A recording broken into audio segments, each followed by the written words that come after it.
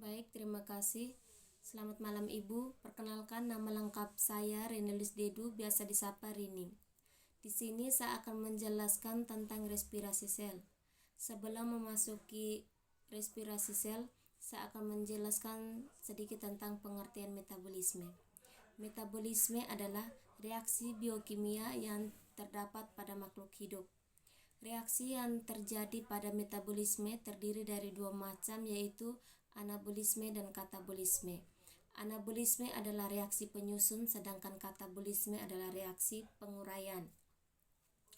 Katabolisme atau respirasi sel adalah pemecahan molekul untuk mendapatkan energi. Respirasi sel dibedakan menjadi dua macam, yaitu respirasi aerob dan respirasi anaerob. Respirasi aerob adalah respirasi yang membutuhkan oksigen, sedangkan respirasi anaerob adalah respirasi yang tidak membutuhkan oksigen. Respirasi aerob terdiri dari beberapa tahap, yaitu yang pertama glikolisis, yang kedua dekarboksilasi oksidatif, yang ketiga siklus Krebs, dan yang keempat tentang transfer elektron. Respirasi anaerob terdiri dari dua tahap, yaitu yang pertama fermentasi alkohol dan yang kedua fermentasi asam laktat.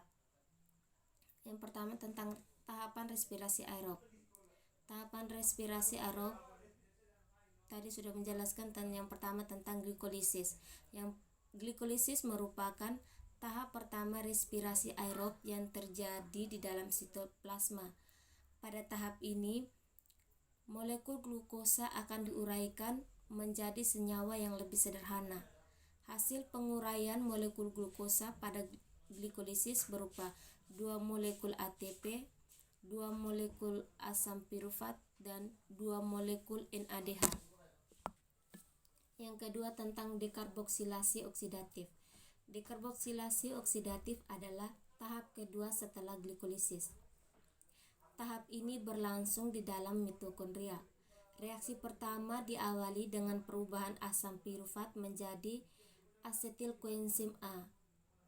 Perubahan tersebut menghasilkan molekul CO2 dan NADH. Artinya, satu molekul asam pirufat akan menghasilkan satu molekul asetil koenzim A, CO2, dan NADH. Oleh karena itu, pada tahap glikolisis dihasilkan 2 asam pirufat, maka dekarboksilasi oksidatif menghasilkan 2 molekul asetil koenzim A, 2 molekul CO2, dan 2 molekul NADH. Yang ketiga siklus Krebs. Siklus Krebs adalah tahap ketiga dari serangkaian proses respirasi aerob. Siklus Krebs masih berlangsung di dalam mitokondria. Tahap ini dihasilkan 2 molekul ATP, 6 molekul NADH, 2 molekul FADH2, dan 4 molekul CO2.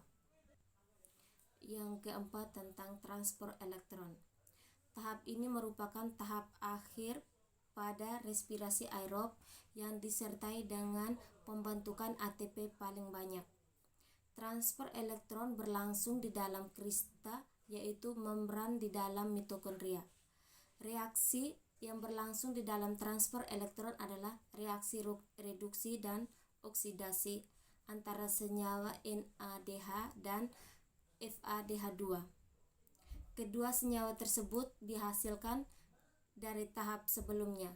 Senyawa yang terlibat dalam transfer elektron adalah koenzim Q, sitokrom B, sitokrom C, sitokrom A, sitokrom A3, dan oksigen.